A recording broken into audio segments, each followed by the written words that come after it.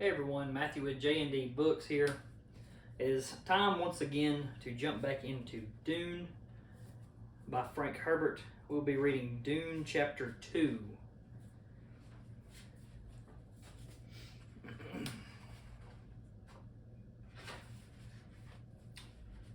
To attempt an understanding of Muad'Dib without understanding his mortal enemies, the Harkonnens, is to attempt seeing truth without knowing falsehood. It is the attempt to see the light without knowing darkness. It cannot be. From Manual of Muad'Dib by the Princess Irulan. It was a relief globe of a world, partly in shadows, spinning under the impetus of a fat hand that glittered with rings. The globe sat on a free-form stand at one wall of a windowless room, whose other walls presented a patchwork of multicolored scrolls, film books, tapes, and reels. Light glowed in the room from golden balls hanging in mobile suspensor fields. An ellipsoid desk with a top of jade-pink petrified Elika wood stood at the center of the room. Variform suspensor chairs ringed it, two of them occupied. In one sat a dark-haired youth of about 16 years, round of face with sullen eyes. The other held a slender, short man with a effeminate face. Both youth and man stared at the globe, and the man half hidden in shadows spinning it. A chuckle sounded beside the globe. A basso voice rumbled out of the chuckle. There it is, Piter. The biggest man-trap in all history, and the Duke's headed into its jaws. It is not a magnificent thing that I, the Baron Vladimir Harkonnen, do. Assuredly, Baron, said the man. His voice came out tender with a sweet musical quality. The fat hand descended onto the globe, stopped the spinning. Now, all eyes in the room could focus on the motionless surface and see that it was the kind of globe made for wealthy collectors or planetary governors of the Empire. It had the stamp of imperial handicraft about it. Latitude and longitude lines were laid in with hair-fine platinum wire. The polar caps were insets of finest cloud milk diamonds. The fat hand moved, tracing details on the surface. I invite you to observe, the basso voice rumbled. Observe closely, Piter, and you too, Feyd-Rautha, my darling. From 60 degrees north to 70 degrees south, these exquisite ripples. Their coloring, does it not remind you of sweet caramels? And nowhere do you see the blue of lakes or rivers or seas in these lovely polar caps, so small. Could anyone mistake this place? Arrakis, truly unique, a superb setting for a unique story. A smile touched Piter's lips. And to think, Baron, the Padishah Emperor believes he's given the Duke your spice planet. How poignant.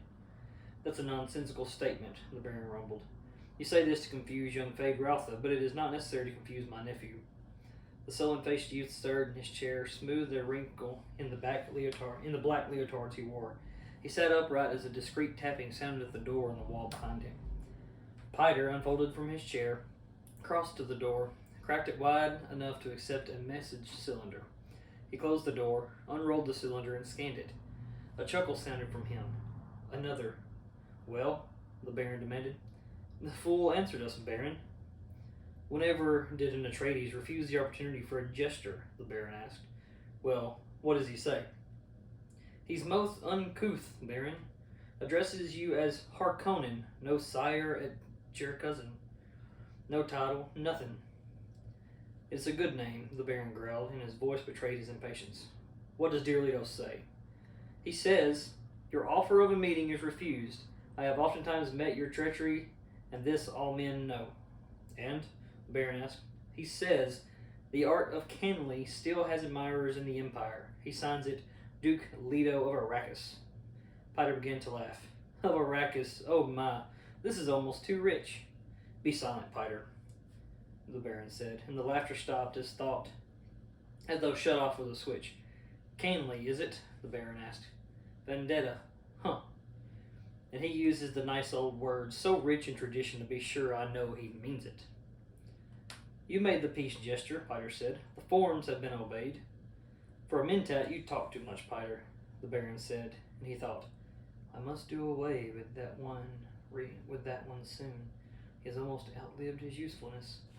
The Baron stared across the room at his mentat assassin, seeing the feature about him that most people noticed first, the eyes, The shaded slits of blue within blue, the eyes without any white in them at all. A grin flashed across Piter's face. It was like a masked grimace beneath those eyes like holes. But Baron, never has revenge been more beautiful. It is to see a plan of the most exquisite treachery, to make Leto exchange Caladan for Dune, and without alternative because the Emperor orders it. How waggish of you. In a cold voice the Baron said, You have a flux of the mouth, Piter. But I am happy, my Baron, whereas you are touched by jealousy. Piter. Baron. Is it not regrettable you were unable to devise this delicious scheme by yourself? Some day I will have you strangled, Piter. Of a certainty, Baron. Enfin. But a kind act is never lost, eh? Have you been chewing Verat or Samuta, Piter?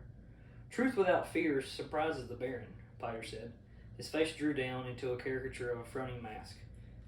But you see, Baron, I know, as a mentat, when you will send the executioner. You will hold back just so long as I am useful. To move sooner would be wasteful, and I'm yet of much use. I know what it is you learned from the lovely Dune planet. Waste not, true, Baron? The Baron continued to stare at Piter. Feyd-Rautha squirmed in his chair. These wrangling fools, he thought. My uncle cannot talk to his mentat without arguing. Do they think I've nothing to do except to listen to their arguments? Feyd, the Baron said. I told you to listen and learn when I invited you here. Are you learning? Yes, uncle. The voice was carefully subservient. Sometimes I wonder about Piter, the Baron said. I cause pain out of necessity, but I swear he takes positive delight in it. For myself, I can feel pity toward the poor Duke Leto. Dr. Yui will move against him soon, and that will be the end of all the Atreides. But surely Leto will know whose hand directed the planet doctor, and knowing that will be a terrible thing. Then why haven't you directed the doctor to slip a Kindle between his ribs quietly and efficiently? Piter asked. You talk of pity, but the Duke must know when I encompass his doom, the Baron said. And the other great houses must learn of it. The knowledge will give them pause. I'll gain a bit more room to maneuver. The necessity is obvious, but I don't have to like it. Room to maneuver, Piter sneered. Already you have the Emperor's eyes on you, Baron. You move too boldly. One day the Emperor will send a legion or two of his Sardaukar down here onto Gedi Prime, and that'll be an end to the Baron Vladimir Harkonnen. You'd like to see that, wouldn't you, Piter? The Baron asked. You'd enjoy seeing the corps of Sardaukar pillage through my cities and sack this castle. You'd truly enjoy that. Does the Baron need to ask? Piter whispered. You should have been a Bashar of the corps, the Baron said. You're too interested in blood and pain.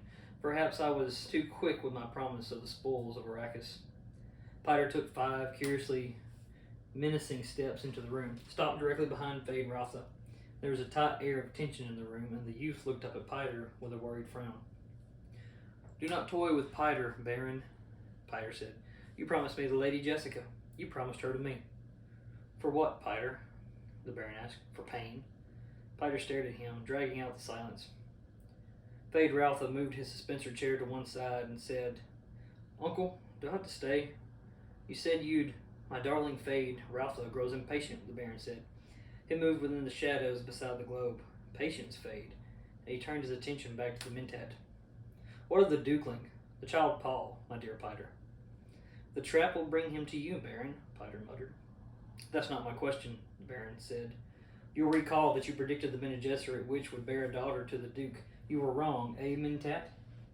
I'm not often wrong, Baron, Piter said, and for the first time there was fear in his voice. Give me that. I'm not often wrong. And you know yourself these Bene Gesserits here mostly daughters. Even the Emperor's consort had produced only females. Uncle, said Feyd-Rautha, you said there'd be something important for me here to... Listen to my nephew, said Baron. He aspires to rule my baronry. Yet he cannot rule himself. The Baron stirred beside the globe, a shadow among shadows. Well then, Feyd-Rautha Harkonnen, I summoned you here, hoping to teach you a bit of wisdom. Have you observed our good mentat? You should have learned something from this exchange. But, Uncle, a most efficient mentat, Piter, wouldn't you say, Feyd? Yes, but, indeed, but. But he consumes too much spice, eats it like candy. Look at his eyes. He might have come directly from the Arakeen labor pool. Efficient, Piter, but he's still emotional and prone to passionate outbursts. Efficient, Piter, but he can steal air. Piter spoke in a low, sullen tone. Did you call me in here to impair my efficiency with criticism, Baron? Impair your efficiency? You know me better, Piter. I wish only for my nephew to understand the limitations of a mentat. Are you already training my replacement? Piter demanded. Replace you? Why, Piter? Where would I find another mentat with your cunning and venom?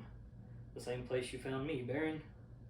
Perhaps I should at that, the Baron mused. You do seem a bit unstable lately in the spice you eat. Are my pleasures too expensive, Baron? Do you object to them? My dear Piter, your pleasures are what tie you to me. How could I object to that? I merely wish my nephew to observe this about you. Then I'm on display, Piter said. Shall I dance? Shall I perform my various functions for the eminent Fade route? Precisely, the Baron said. You're on display. Now be silent. He glanced at Fade Routha, noting his nephew's lips, the full and pouting look of them, the Harkonnen genetic marker. How twisted slightly in a music. This is a mentat, Fade. It has been trained and conditioned to perform certain duties. The fact that it is encased in a human body, however, must not be overlooked. Seer's drawback, that. Sometimes think the ancients with their thinking machines had the right idea. They were toys compared to me, Piter snarled. You yourself, Baron, could outperform those machines. Perhaps, the Baron said. Well, he took a deep breath, belched. Now, Piter, outline for my nephew the salient features of our campaign against the House of Atreides. Function as a mentat for us, if you please. Baron, I've warned you not to trust one so young with this information. My observations of I'll be the judge of this, the Baron said. I give you an order, mentat, to perform one of your various functions. So be it, Piter said. He straightened, assuming an odd attitude of dignity, as though it were another mask, but this time clothing his entire body. In a few days' standard, the entire household of Duke Leto will embark on a spacing guild liner for Arrakis. The guild will deposit them at the city of Arrakeen rather than at our city of Carthage. The Duke's mentat, Thufir Hawat, will have concluded rightly that Arrakeen is easier to defend. Listen carefully, Fade, the Baron said. Observe the plans within plans within plans. Fade Routha nodded, thinking, this is more like it. The old monster has let me in on secret things at last. He must really mean for me to be his heir. There are several tangential possibilities, Piter said. I indicate that House Atreides will go to Arrakis. We must not, however, ignore the possibility that the Duke has contracted with the Guild to remove him to a place of safety outside the system. Others, in like circumstances, have become renegade houses, taking family atomics and shields and fleeing beyond the Imperium. The Duke's too proud a man for that, the Baron said. It is a possibility, Piter said. The ultimate effect for us would be the same, however. No, it would not, the Baron growled. I must have him dead, and his line ended. That's the high probability, Piter said. There are certain preparations that indicate when a house is going renegade. The Duke appears to be doing none of these things. So, get on with it, Piter. At Arrakeen, Piter said, the Duke and his family will occupy the residency, lately the home of Count and Lady Fenring. The ambassador to the smugglers, the Baron chuckled. Ambassador to what? Fade Routha asked. Your uncle makes a joke, Piter said. He calls Count Fenring ambassador to the smugglers, indicating the Emperor's interest in smuggling operations on Arrakis. Fade Routha turned a puzzled stare to his uncle. Why? Don't be dense, Fade, the Baron snapped. As long as the Guild remains effectively outside Imperial control, how could it be otherwise? How else could spies and assassins move about? Fade Routha's mouth widened in a soundness. Oh. We've arranged diversions at the residency, Piter said. There'll be an attempt on the life of the Atreides heir, an attempt which could succeed. Piter, the Baron rumbled. I indicated accidents can happen, Piter said, and the attempt must appear valid. Ah, but the lad has such a sweet young body, the Baron said. Of course, he's potentially more dangerous than the father. With that witch mother training him, a cursed woman. Ah, well, please continue, Piter. Howard will have divined that we have an agent planted on him, Piter said. The obvious suspect is Dr. Yui, who is indeed our agent, but Howard has investigated and found that our doctor is a Suck School graduate with Imperial conditioning, supposedly safe enough to minister even to the Emperor. Great store is set on Imperial conditioning. It's assumed that ultimate conditioning cannot be removed without killing the subject. However, as someone once observed, given the right lever, you can move a planet. We found the lever that moved the doctor. How? Fade Routha asked. He found his fascinating subject. Everyone knew you couldn't subvert imperial conditioning. Another time, the Baron said. Continue, Piter. In place of Yui, Piter said, we'll drag a most interesting suspect across Howit's path. The very audacity of this suspect will recommend her to Howit's attention. Her? Federoth asked. The Lady Jessica herself, the Baron said. Is it not sublime? Peter asked. Howit's mind will be so filled with this project it'll impair his function as a mentat. He may even try to kill her, Piter frowned then. But I don't think he'll be able to carry it off. You don't want him to, eh? The Baron asked. Don't distract me, Piter said. While Howit's occupied with Lady Jessica, we'll divert him further with uprisings in a few garrison towns and the like. These will be put down. The Duke must believe he's gaining a measure of security. Then, when the moment is ripe, we'll signal Yui and move in with our major force. Go ahead. Tell him all of it, Baron said. We'll move in, strengthened by 2 legions of Sardaukar, disguised in Harkonnen livery. Sardaukar? Federoth breathed. His mind focused on the dread Imperial troops, the killers without mercy, the soldier fanatics of a Padishah Emperor. You see how I trust you, Fade, the Baron said. No hint of this must ever reach another great house, else the Landsraad might unite against the Imperial House and there'd be chaos. The main point, Piter said, is this.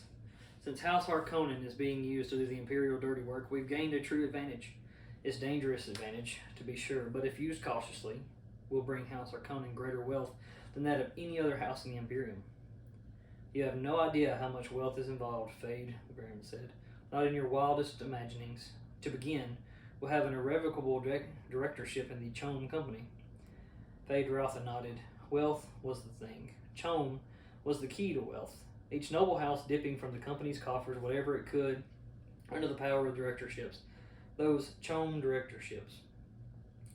They were the real evidence of political power in the Imperium. Passing the shifts of voting strength within the Landsraad as it balanced itself against the Emperor and his supporters. The Duke Leto, Piter said, may attempt to flee to the new Fremen scum along the desert's edge, or he may try to send his family into that imagined security, but that path is blocked off by one of His Majesty's agents, the planetary ecologist. You may remember him, Kynes. Fade remembers him, the Baron said. Get on with it. You do not drool very prettily, Baron, Piter said. Get on with it, I command you, the Baron roared. Piter shrugged. If matters go as planned, he said. House Harkonnen will have a sub-fief on Arrakis within a standard year. Your uncle will have dispensation of that fief. His own personal agent will rule Arrakis. More profits, Fade said. Indeed, the Baron responded, and he thought, it's only just. We're the ones who tamed Arrakis, except for the few mongrel Fremen hiding in the skirts of the desert, and some tame smugglers bound to the planet almost as tightly as a native labor pool. And the great houses will know that the Baron has destroyed the Atreides, Piter said. They will know. They will know, the Baron breathed. Loveliest of all, Piter said, is that the Duke will know too. He knows now. He can already feel the trap. It's true the Duke knows, the Baron said, and his voice held a note of sadness. He could not help but know. More's the pity. The Baron moved out and away from the globe of Arrakis. As he emerged from the shadows, his figure took on dimension, grossly and immensely fat, and with subtle bulges beneath folds of his dark robes, to reveal that all his fat was sustained partly by portable suspensors harnessed to his flesh. He might weigh 200 standard kilos in actuality, but his feet would carry no more than 50 of them. I'm hungry, the Baron rumbled, and he rubbed his protruding lips with a beringed hand. Stared down at Fade Rotha through fat and folded eyes. Send for food, my darling. We will eat before we retire.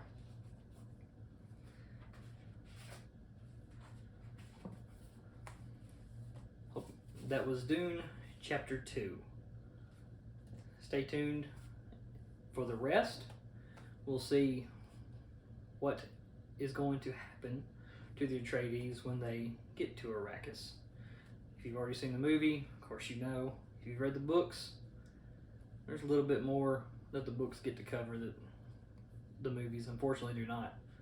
But again, it's one of my favorite series. I grew up with watching it in the house. So, as always, be kind, be positive. Know that I love you. God loves you. Peace.